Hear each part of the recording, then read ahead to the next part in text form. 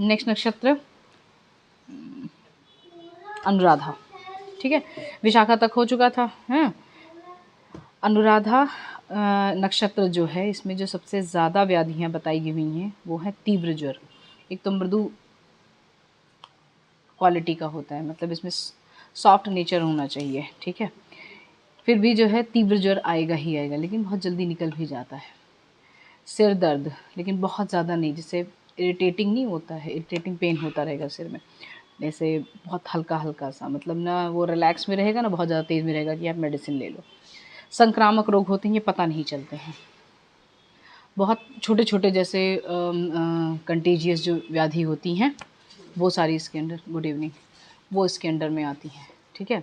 Contagious मतलब समझ रही हो ना, जो किसी के छूने से, ड्रॉपलेट इन्फेक्शन या फिर कांटेक्ट से, इन सब चीज़ों से फैलते हैं, वो मृदु या मतलब कि अनुराधा नक्षत्र में आएंगे।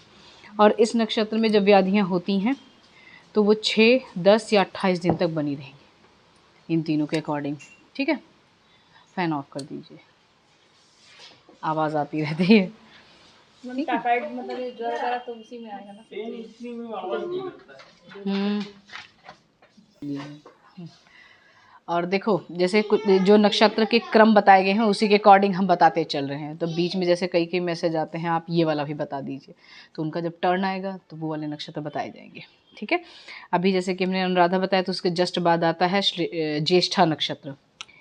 ज्येष्ठा नक्षत्र नाम से ही समझ में आ रहा है बड़ा, ठीक है, बहुत बड़े। ज्येष्ठा मतलब ज्येष्ठ, मतलब बड़े जो होते हैं वो, नाम भी वैसे ही है, और तीव्र प्रकृति का होता भी है ये। तो इसमें जो व्याधियाँ होती हैं, जैसे कंप एक व्याधि आती है जो ओल्ड एज में होती है, कंपवात जिसको अपने में बोला गया हुआ है, वात के कारण ही होता है यह कंप, इस वजह से इसको कंपवात बोला है।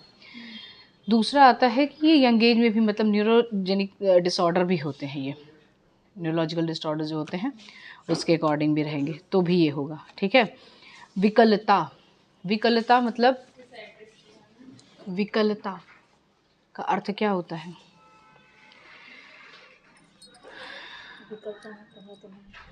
मतलब कोई अंग काम ना करना, जो चीज़ें मतलब नॉर्मल था पर्सन एकदम, जब पैदा हुआ था या कुछ दिन तक नॉर्मल था, उसके बाद भी कुछ ऐसा अंग जो काम करना बंद हो जाए, चाहे एक्सीडेंटल हो जाएगा या फिर किसी व्याधि के अकॉर्डिंग ही हो जाएगा, ठीक है।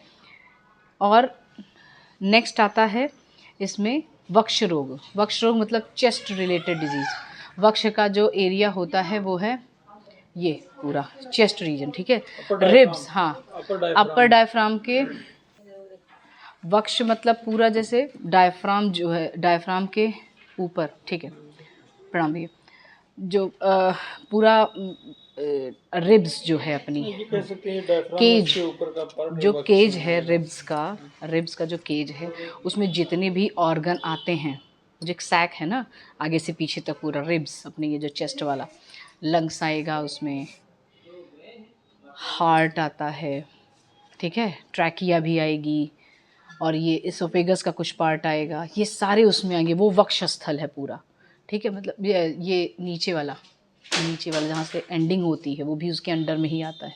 रिब्स का पूरा एरिया जितने भी ऑर्गन समेट के रखा है उससे रिलेटेड डिजीज़ होनी है, ठीक है। आमाशय का भी कुछ पार्ट ऊपर आएगा, टच, ठीक है।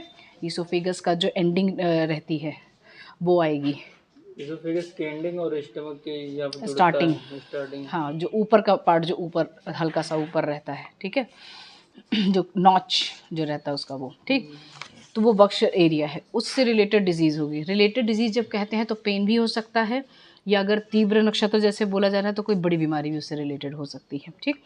और अगर ये रोग हुआ तो 15, 21 और 30 दिन में चला जाता है, और कभी कभी ये रोग मृत्यु कारक भी होता है, पता नहीं चलता है जल्दी, ठीक है।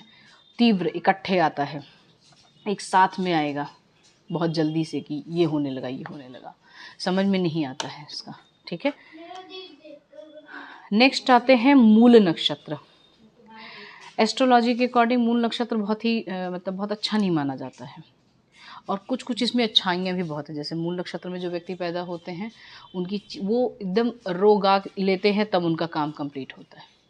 जब वो लीव हो जाते हैं, मतलब अपने दिमाग से और दिल से एकदम टूट जाते हैं कि अब I am not going to do this thing.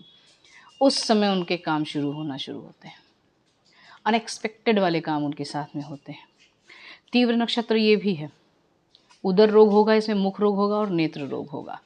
मुख रोग जब बोलते हैं तो ये पूरी कैविटी, एक जगह और भी आया है मुख रोग किसी नक्षत्र में, तो उसमें पूरी कैविटी जो इंटरनल होती है, माउथ ओपन करेंगे सब, इसमें टंग, टीथ, गम्स, पैलेट सब आएंगे, ठीक है।